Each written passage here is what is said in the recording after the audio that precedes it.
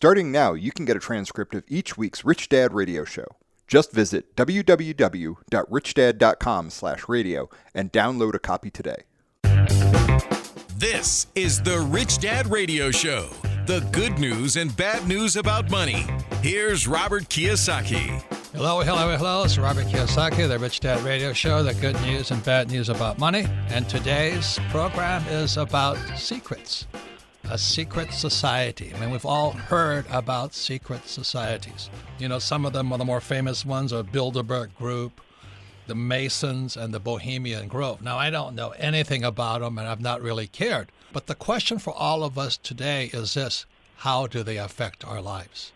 Are they really as potent as some people think they are? Are they conspiratorial?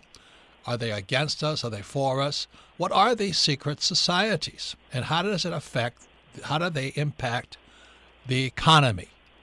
That's the question today. So we have a very special guest today.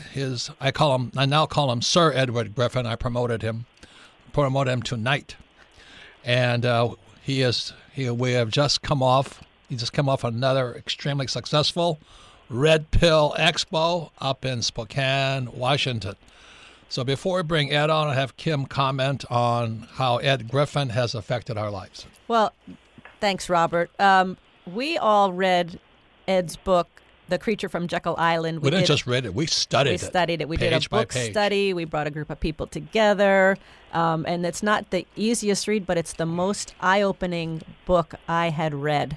The Creature from Jekyll Island, A Second Look at the Federal Reserve. And that was the start for me of starting to understand what's really going on with these secret societies, what's really going on behind the scenes with government, with the Fed, all of that. So this is a really powerful show because we're going to talk about what is going on behind the scenes. These are really powerful organizations and what they're doing, and how does that impact you, and what can we do about it? So just make sure the government's not observing you listening to this program. Everybody's listening to everything. Because, just like what Putin does, you might get poisoned or something. So anyway, be very careful. This is a very powerful program about secrets and what you don't know, what's not reported in the news, and how the news actually prevents people from knowing this stuff. So welcome to the program, Sir Edward Griffin. Well, thank you, Robert and Kim. I love that title, but believe me, I don't take it too seriously. Good. Hey, first of all, congratulations on your second Red Pill up in Spokane, Washington. And like I say to everybody when we interviewed you prior to that, the problem with the Red Pill is I don't come away happy. I come away disturbed. I come away awakened. But the first one, which was with Bozeman, Montana, and then this year in Spokane, Washington, I came away, I don't know how you did it, but I came away more disturbed. And why is it called the Red Pill? Well, the Red Pill, of course, is based on that pretty popular meme nowadays. Take the red pill and wake up, break out of your sleep, break out of your illusions, and see the world like it really is. That was from The Matrix with Keanu Reeves, right? Yeah, exactly. It's an old sci-fi movie. I say old, I think it's almost 20 years old now. Really? Yeah, but, most people have seen it, and those who haven't seen it have heard about it. It's a very simple concept. It's, of course, remember, it's science fiction and all that. And the whole theme is that mankind is living in some kind of a trance. All humans have been captured by this giant computer, this matrix. This thing has taken over their brains and feeding images into their minds, and so they think that they're leading normal lives, but in fact, they're nothing but resources for this giant computer-like thing. So is that really science fiction? Yeah. So they're serving unseen masters, and they're being exploited, and so the story evolves around that theme, and the idea is to save humanity and get them to all wake up and break out of the matrix and see life the way it really is. And the challenge is not only that the matrix fights back, but the real interesting part to me is that many people don't want to wake up. They prefer the illusion because it's more comfortable. So that's the blue pill, right? That's the blue pill. They take that and they say, I just want to go back to sleep, thank you. I like that rosy feeling. I know it's false, but I like it, So it's really quite apropos to what's really going on in the world today. Yeah. So I'm going to talk about this thing called the central bank, called the U.S. Federal Reserve Bank. And what I loved about your book, which came out, was 1998? Yes. Yeah. It was a little bit before that. Mm-hmm. That's what I thought too. But anyway, because I read it around 1998. But anyway, the thing I loved about it is the distinctions that I have made since reading that book. You see, everybody talks about communism. You know, we're against communism. We're against socialism. But it took me going to Vietnam in '72, realizing I had no idea what a communist was. You know, all I knew I was supposed to shoot them. If they carried an AK-47, I shot them. If they didn't, I didn't shoot them. You know, I mean, that was kind of how we identified them. And as I'm out there in Vietnam again in '72, I realized I don't know what a communist is. And today, because of listening to people like you and a whole bunch of other people who are part of the Rich Dad Radio Show, I now realize that communism is about a centralized government. Capitalism is a centralized bank. That's the big distinction there. So the centralized banks, they owe no allegiance to anybody. They're not elected. They pretend to be appointed, but you know they're not. And so the whole world is now being run by the U.S. Federal Reserve Bank. And as you all know, it came apart in 2008. You know, when the derivatives exploded, the Fed came apart, and they had to go to QE, printing trillions and trillions of dollars to survive. So anyway, I'll say it again. Communism is centralized government, which is China and Russia. It's totalitarian in theory. And then capitalism are centralized banks. And so what we're going to be talking about are some of the secret societies hiding in plain sight that you've discovered as a researcher and author. So could you, you could talk about why you wrote The Creature from Jekyll Island, but sticking to the theme of what are these secret societies and who actually runs the Fed, because it's not American. It's basically a cartel, as you state. You know, the Rothschilds banking system controls most of the central banks of the world, same as the Rockefellers and those guys. But we're never taught that in school, so that's all part of the red pill. So take it away, Sir Ed Griffin. Yeah, that definitely is the red pill, Robert. Before I touch on that, I'd like to just make a comment on your observation earlier, with which I agree, by the way, but sometimes we get into problems with words and their definitions, the word communism and capitalism and so forth. I think you know that I prefer to use different words. I like the more generic form. Communism, socialism, fascism, Nazism, all those things are Marxism. Really... Yeah, they're all merely variants of something deeper than that, which is collectivism. If you peel off those other labels, socialism, communism, so forth, you find that, they're all the same. It's called collectivism. That's not our topic today, but the constructive opposite of that is, in my view at least, is not capitalism. The constructive opposite of collectivism is individualism. And now we come to the word capitalism. What's that? Well, that means different things to different people, but classically, capitalism is it's closer to individualism.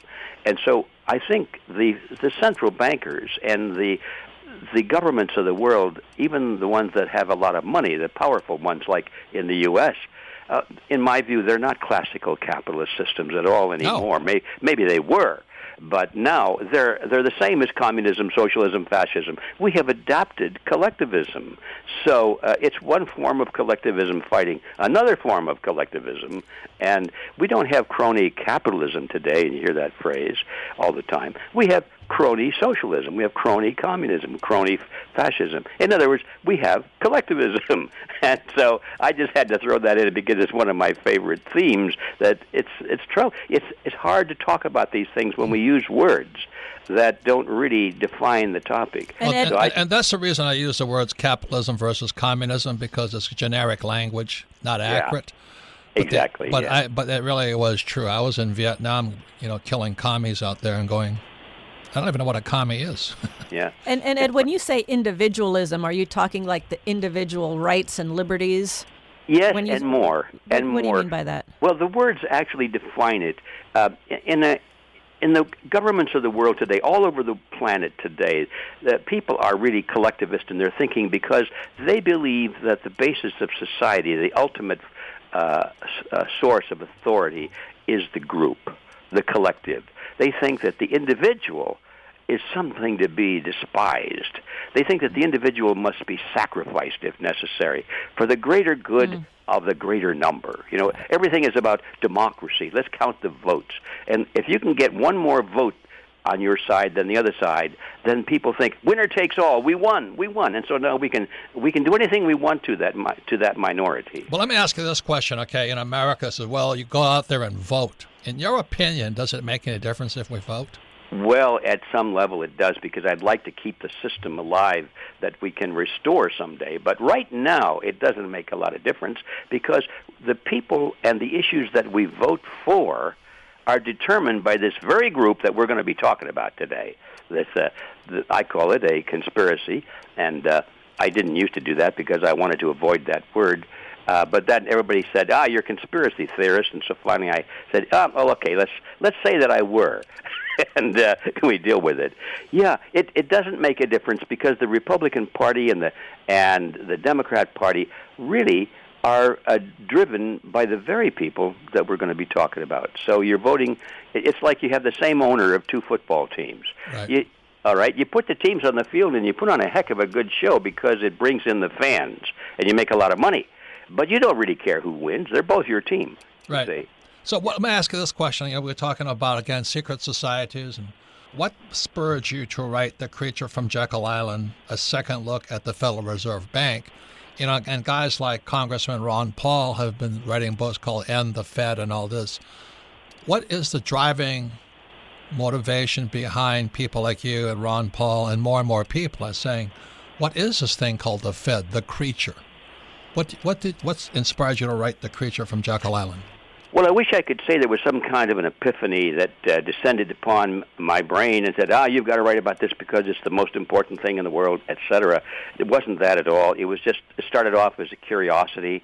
I was curious as to how to explain inflation, how come that the purchasing power of the dollar kept slipping and slipping. I thought, this would make a great topic for a documentary film, which I was producing in those days, a very low-budget, shoestring, bootstrap type of funding and all that, very low budget. But nevertheless, I thought, I'm going to produce a documentary on inflation. I didn't have the foggiest idea of what caused inflation, except that I knew that it wasn't what I was being told. I was being told it was because all of these greedy people out there. It was some people would say, well, as those farmers, look how much money they're making from their crops, and they've got a monopoly. I mean, you either buy their stuff or you don't. And so the farmers are gouging the public, and then farmers would say, "It's not us, folks. It's those middlemen. Look, they force us to buy at prices that they determine, and so forth." And the middleman says, "Not us, folks. Look at those grocery stores. They have too much profit margin." Grocery stores say, "It's not us, folks. It's the unions. Look what the wages we're forced to pay the employees." And it goes. Everybody's pointing the finger at somebody else, and I knew that wasn't right.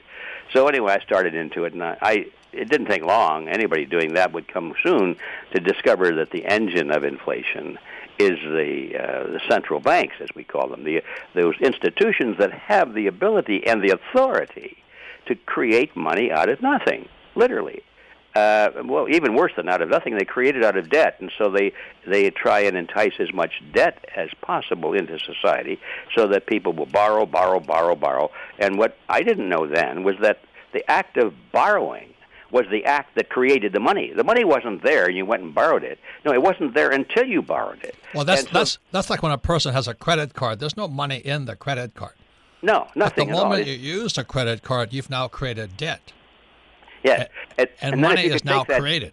Yes, and if you could take that debt then and print it into dollar bills and $20 bills and so forth and circulate it, now you've got a simplified version of explaining how money comes into being. So then in 2008, it all came apart, right? I mean, it's coming apart for a while, but in 2008, that's when they have TARP and quantitative easing and all that stuff. Because as you write about in The Creature from Jekyll Island, which I never forgot, was you said bailout is the name of the game.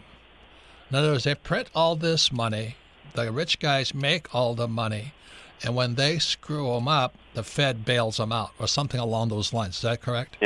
That's pretty good. If you're a friend of the Fed, you're on their team and they like you and you play their game, yeah, they'll come bail you out, and they'll give you all kinds of good terms and free money and free credit and that sort of thing, and special low interest rates and all of that.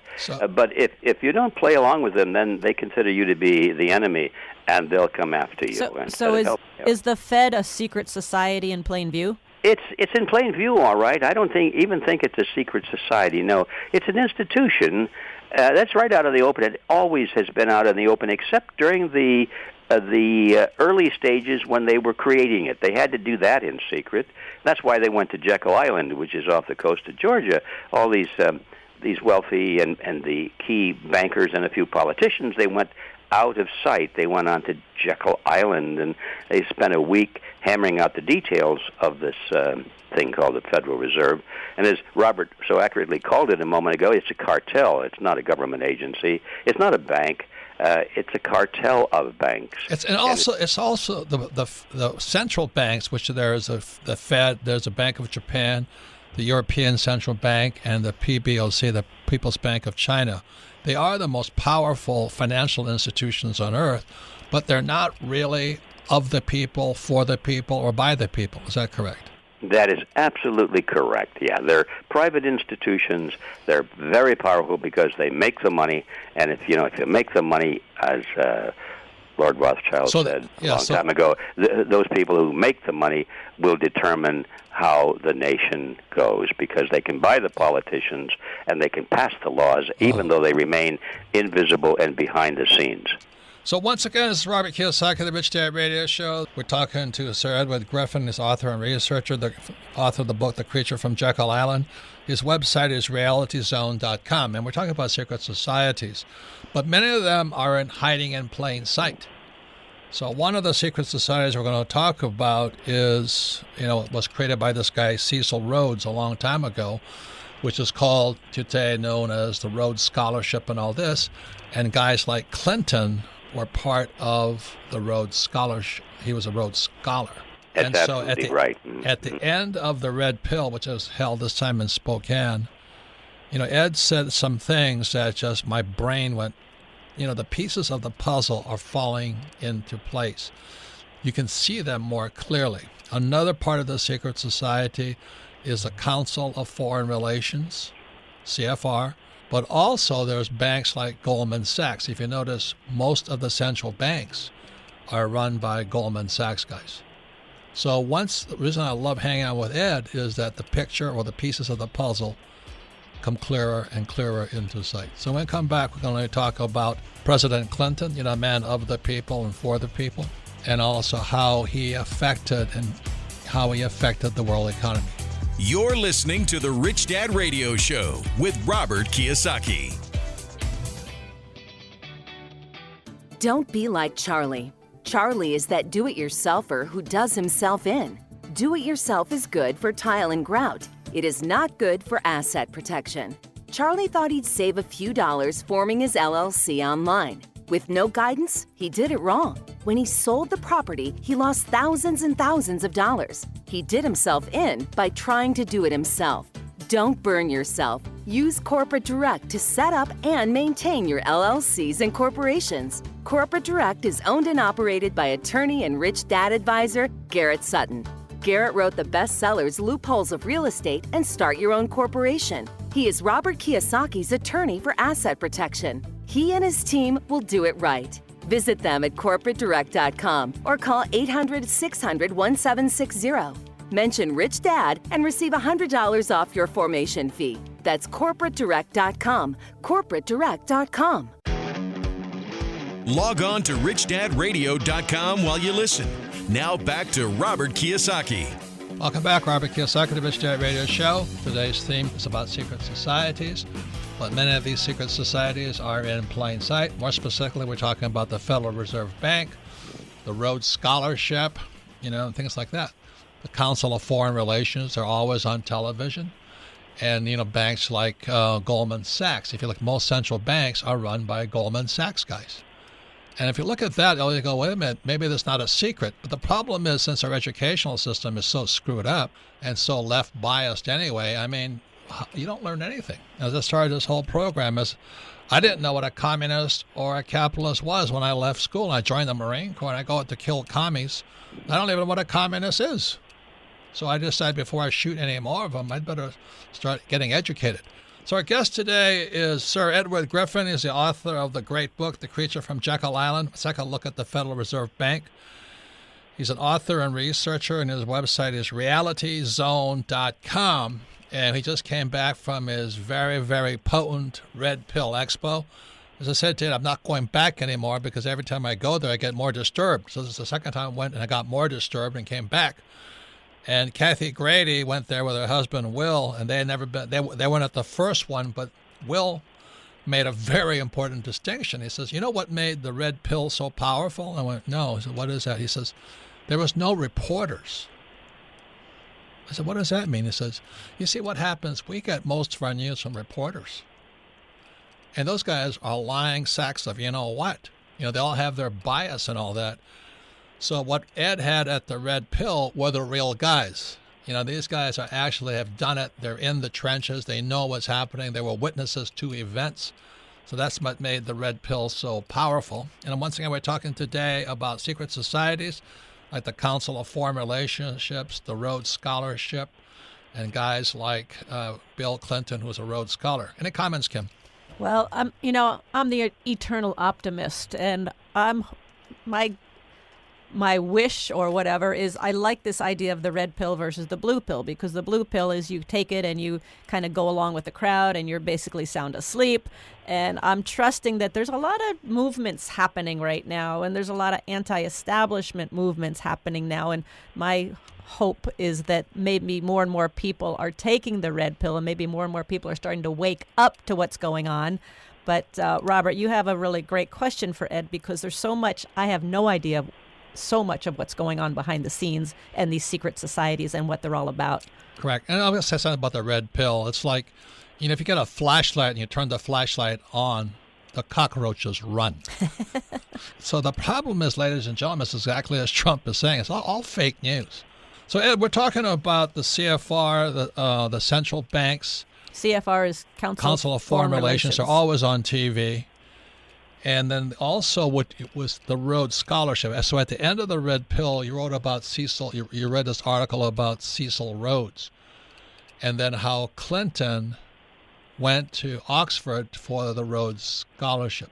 So can you give us the relationship between Cecil Rhodes, the secret societies like the CFR, and guys like Bill Clinton, and what you think he said at his first inauguration? Would you mind going over that?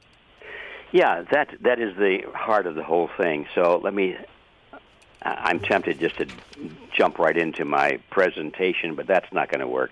We don't have enough time and probably not enough interest in all the details. But I do have to say that I spent a little time trying to think of a title for my presentation that would catch people's attention. Because, you know, being a writer, we know that the most important thing about a book is the title of the book, because if you don't have a good title, nobody will even look at it. And the second most important thing is the first sentence.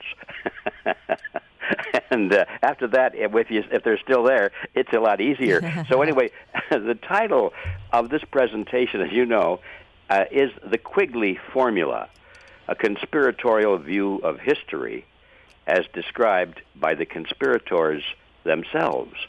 Well, now, if that doesn't catch somebody's interest, I don't know what would. And indeed, it did, because we're supposed to be afraid to use the word conspiracy, lest somebody thinks that we are a conspiracy or anarchist, a theorist, so a wacko, yeah. So anyway, they keep calling me that, a conspiracy theorist, even though I don't consider myself to be dealing with theory at all. I deal with historical facts. I'm a conspiracy historian, not a theorist. But anyway, they call me a theorist. So instead of running from it, I decided, okay, let's just say, okay, I'm going to talk about conspiracies today. But the key is that these are, when you talk about these things, you must be very defensive, that you don't just give your opinions and summaries of what you've learned, but you actually give proof. Otherwise, you can't get very far. So my whole purpose there, as you know, was to give proof in the words of the conspirators themselves as to what I was saying was true. So the first thing you have to deal with a title like the Quigley Formula is to find out who is this man Quigley. Well, we find out that Carroll Quigley was a rather well-known history professor at Georgetown University during the years when Bill Clinton was there as a student. And we know that they became rather close. Clinton considered Quigley to be his mentor, and there's no doubt that Quigley helped William get the nomination to the Rhodes Scholarship, and we know that because of the history that follows. So anyway, Quigley was a professor at Georgetown. He wrote a couple of books, and one of them, it just turns out, is considered to be the semi-official, if not the official, history of one of the greatest secret societies or conspiracies that the world has ever seen, and one that not only has been around for about 100 years, but is in full force today. And Professor Quigley is the guy who's the historian about that, and he wrote a big, thick book called Tragedy and Hope, which tells the story of this secret society. Well, many people couldn't care less. And those who are looking for a book to read on their vacation don't pick up a big, thick history book and you flip through the pages and it's dull. So you don't read this thing. This was not intended to be read by the masses. It's intended to be read by primarily the people who were close to the conspiracy, who wanted to know more about it, and the academics and so forth. So anyway, Quigley wrote about it, and he said in his own books, he said that he was given private access to the private papers of this group, and that he had no aversion to it. In fact, he liked it a lot. His only point of difference of opinion, he said, and he wrote this in his book, he said, the only difference of opinion I have with this group is that I think they should be known. They wish to remain unknown. So with that, now, we've got to take it pretty seriously when we read Quigley's book. And what was the group, Ed? What was the society? Well, that's the interesting part about it. The society never gave itself a name consciously. It said, we must not have a name, because if we have a name, then people can talk about us. Okay? So there was no name. And even Quigley himself refers to it as the Rhodes Group or the institution or whatever, and so forth. But as we'll find out in a moment, it was created 100 years ago by Cecil Rhodes, one of the wealthiest men in the world. People have heard his name. They don't realize perhaps what his history was, but he was the prime minister of South Africa during its early colonial days. He had, because of his position, he had personally taken over most of the natural resources of South Africa, the diamond mines and the gold and the silver, all the resources. Also, the country of Zimbabwe used to be Rhodesia. Yes. And Rhodesia was the breadbasket of Africa. They produced more food. They fed everybody until they lost it to Mugabe and the Africans. Exactly. So Rhodes is a major historical figure, and he was one of the wealthiest men in the world. People say, okay, so what? But what they don't know is that when Rhodes died, he left this fantastic fortune to the formation of the secret society that he had been dreaming about and created. And we know about that because one of the members of this secret society was William Stead. And William Stead was the administrator of Cecil Rhodes' wills. And he wrote a book called The Last Will and Testament of C.J. Rhodes. So we know all about those, almost all about those wills, because the administrator of the estate, William Stead, wrote about it, and in fact, he was a part of the secret society. So we know these things. Cecil Rhodes wrote these things. How does our President of the United States, William J. Jefferson, or whatever his name, Clinton, and the Rhodes Scholarship, and, you know, I'm always in South Africa at Rhodes University, which is in Grahamstown, and all this. So how does that affect this Federal Reserve Bank? I mean, how did this all come together? Well, first I need to tie Clinton perhaps to this. You mentioned Clinton, and I think it's a significant thing that when Bill Clinton was received the nomination for president at the Democratic Party convention, he gave honorable mention to Professor Quigley, and he said that he owed much of his political thinking and his enlightenment to Quigley. And after Clinton was already president, in a few public speeches, he did the same thing. So he mentioned Quigley purposely and publicly. And to most people, they thought, well, isn't that nice? Here is President Clinton acknowledging this nice, kindly old professor as being an influence, a positive influence on his career. But those who understood who Quigley was and what he wrote about, it was a whole different message. The few who understood said, aha, I get it. Bill Clinton is telling us that he is a protege of Professor Quigley. And that since Clinton was a Rhodes Scholarship, they got the connection, that he was recruited into this secret society through the Rhodes Scholarship. So Clinton was saying indirectly to those who knew, he was saying, I know about this conspiracy, and I am now in its service. And that's what, for those who understand history, then that was things like the Glass-Steagall Act was repealed in 1999, which turned basically the whole banking system into a great casino. And so all the actions of Clinton are best explained, from my point of view at least, by understanding the creature from Jekyll Island. It's how the ultra-rich have taken over the world via a thing called the Federal Reserve Bank, which bails out, as you said in Creature from Jekyll Island. The name of the game is bailout. So when the whole thing crashed, they didn't call it bailout this time. They call it quantitative easing. Is that fairly close?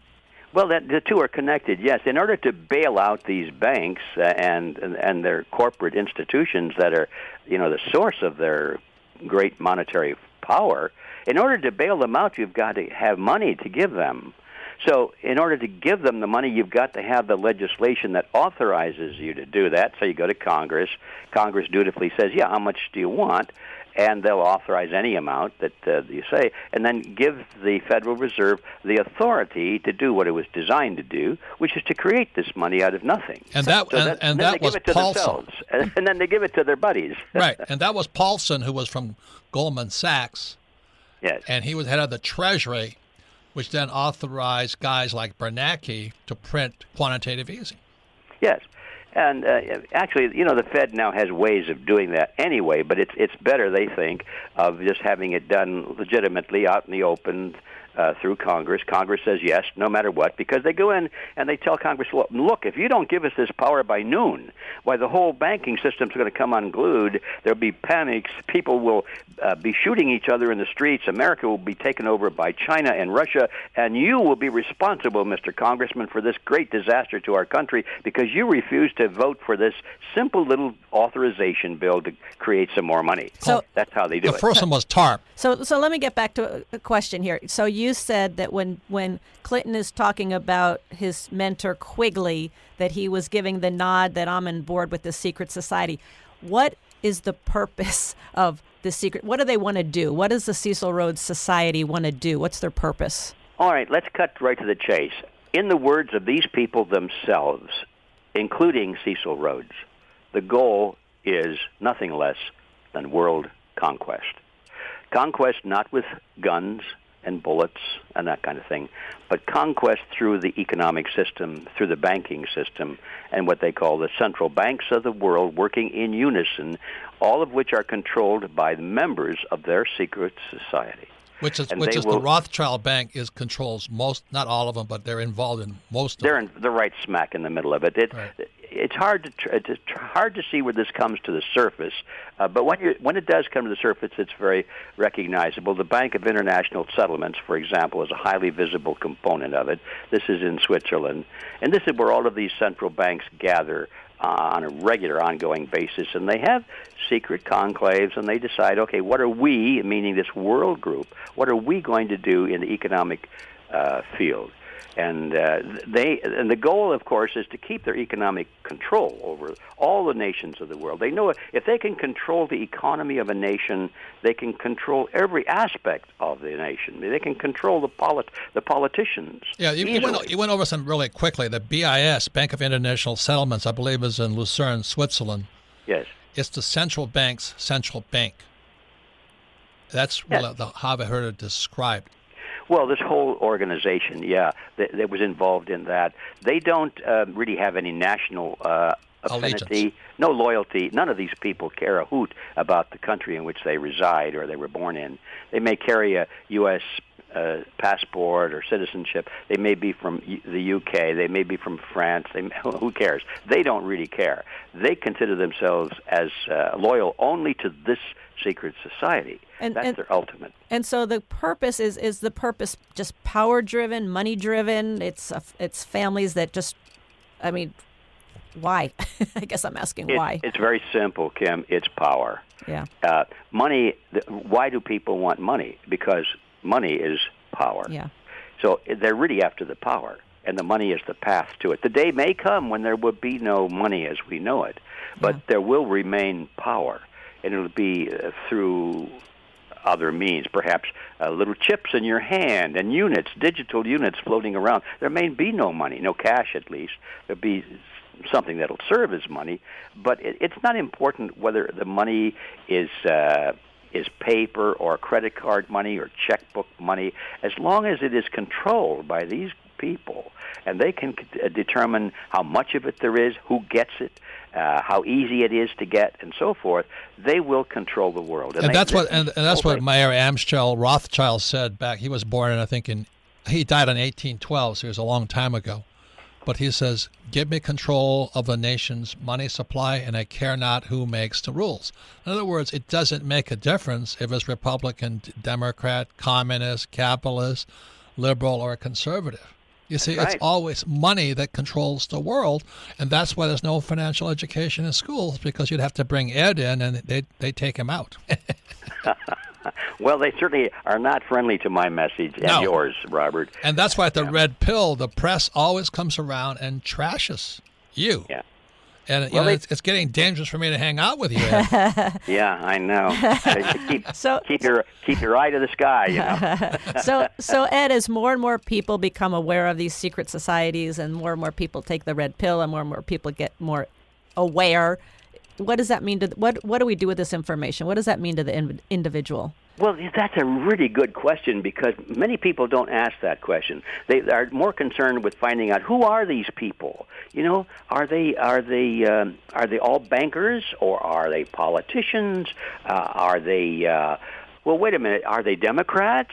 You know, because they want to know who to fight, and they're looking for that kind of group identity. And one of the things that I've devoted my life to, especially of late, is to show people that we're not going to solve this thing by finding group identities. These are individuals. We're back to that question again: is this a group, or is society based on individualism? They say that's Ed. So we're going to have Ed stay on rather than ask Robert, because this, I have no idea what you're saying. Is like, I don't know what it does for my brain. But it's satisfying because, Kim since I met Kim, she knows this is the search of the questions I've been looking for.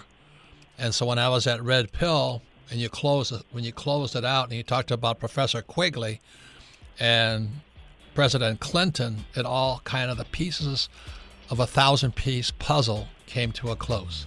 So we come back, we'll be going back more once again with Ed Griffin. And we'll be talking more about what does it mean to the individual and what can you do. You're listening to the Rich Dad Radio Show with Robert Kiyosaki. Don't be like Charlie. Charlie is that do-it-yourselfer who does himself in. Do-it-yourself is good for tile and grout. It is not good for asset protection. Charlie thought he'd save a few dollars forming his LLC online. With no guidance, he did it wrong. When he sold the property, he lost thousands and thousands of dollars. He did himself in by trying to do it himself. Don't burn yourself. Use Corporate Direct to set up and maintain your LLCs and corporations. Corporate Direct is owned and operated by attorney and Rich Dad advisor Garrett Sutton. Garrett wrote the bestsellers Loopholes of Real Estate and Start Your Own Corporation. He is Robert Kiyosaki's attorney for asset protection. He and his team will do it right. Visit them at corporatedirect.com or call 800-600-1760. Mention Rich Dad and receive $100 off your formation fee. That's corporatedirect.com. corporatedirect.com. Your financial education continues. Now back to Robert Kiyosaki and the Rich Dad Radio Show.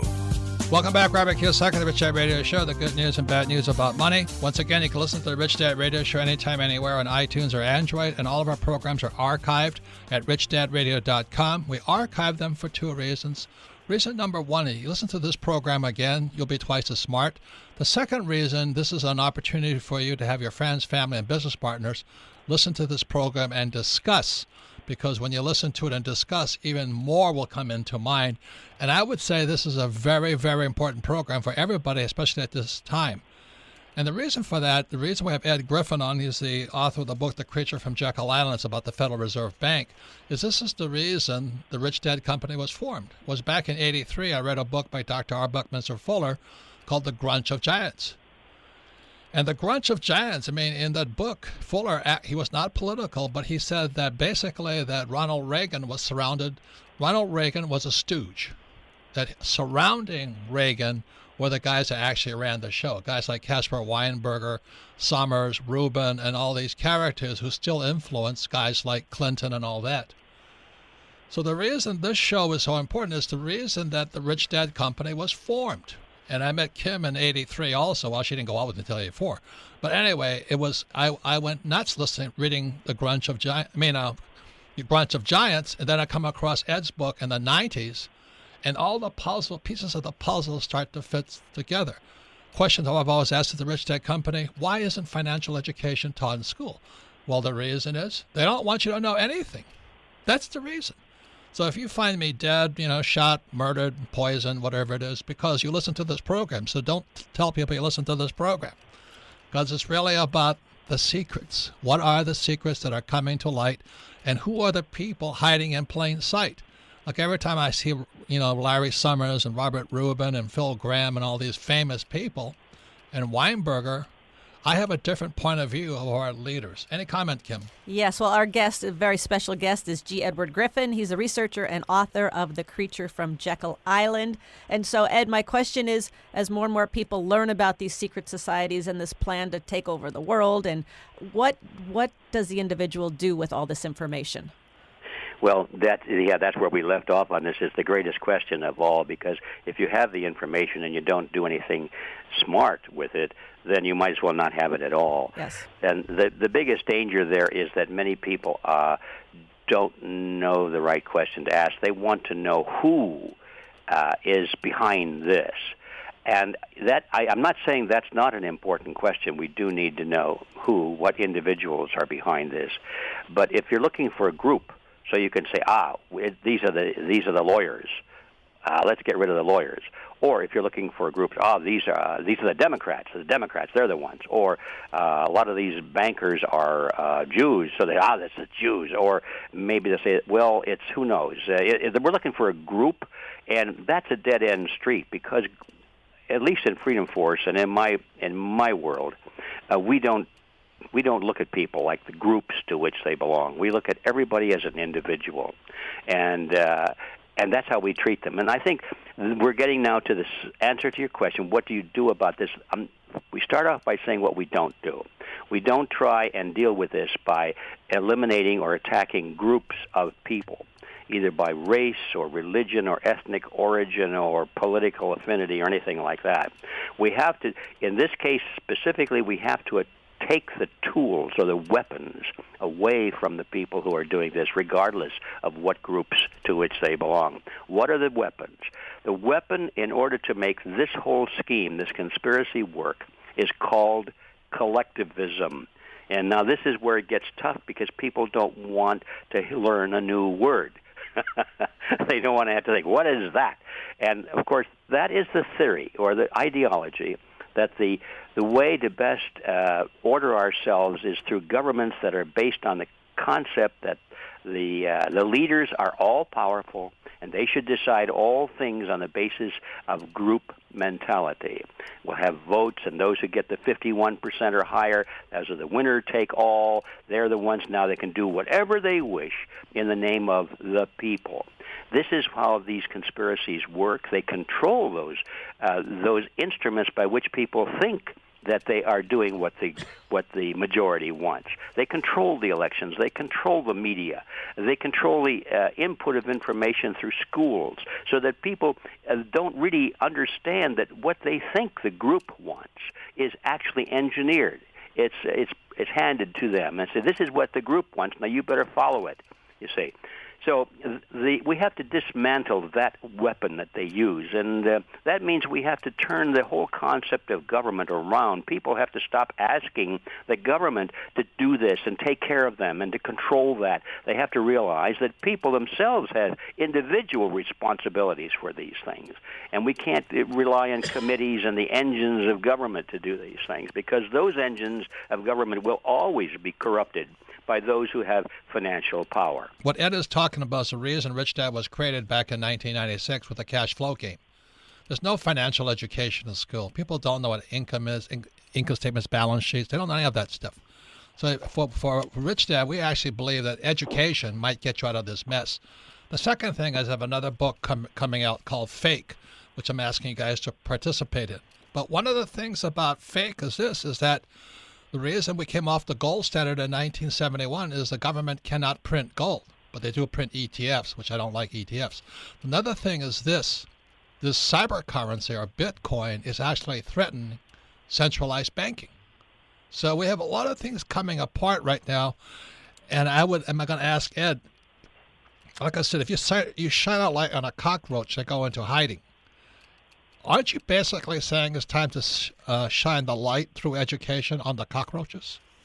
Exactly, Robert. That's the whole purpose of the Red Pill University and the Red Pill and the Red Pill Expo, which it sponsors, is to get that big spotlight out there, fire it up, and shine it directly at the cockroaches. Right. And you're absolutely right. That is the first step. But having done that, we also have to know we have to be informed. We can't just say, oh, gee, I wonder what's the right thing to do, because the cockroaches have an amazing capacity for morphing.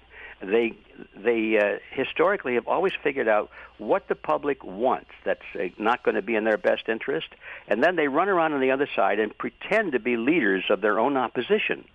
And since they have a lot of money to throw at it, and since they know how to say the right things, a lot of voters, a lot of innocent people say, oh, yeah, there's a good man or good woman. Look, they're saying the right thing. And so they become their own leaders of their own opposition, and they subvert everything. So you can't just play this game lightly. You have to become professionals at it. Well, that's what I love about your work, is that it really is about illumination, or not the Illuminati. But it is really to shine the light on the cockroaches. But what happens for many people is they don't keep shining the light. And so that's why, Ed, I really appreciate your work. Once again, our guest today is Sir Edward Griffin, creature from Jekyll Island. His website is realityzone.com. And are you doing the Red Pill next year? Oh, absolutely. Don't know where yet. If anybody has some good suggestions, let us know. And, we're already beginning to talk about that and many other things. Red Pill University, of course, is very important because we want that to run 365 days a year, delivering the Red Pill message, not just once a year for 2 days, but every day during the year. And that's the difference between the university and the expo. So once again, Robert Kiyosaki, I want to thank you, Ed, because your book, Creature from Jekyll Island, was part of the flashlight that went on, as well as Bucky Fuller's book, Grunch of Giants. And I really thank you for your work and your contribution. Final word, Kim. Thank you, Ed. This has been eye-opening, and we really just scratched the surface of it, so we'd love to have you back again. Oh, anytime. I love this conversation, so thanks for inviting me. Thank you, Ed. And thank Thanks, you all bye. for listening to the Rich Dad Radio Show.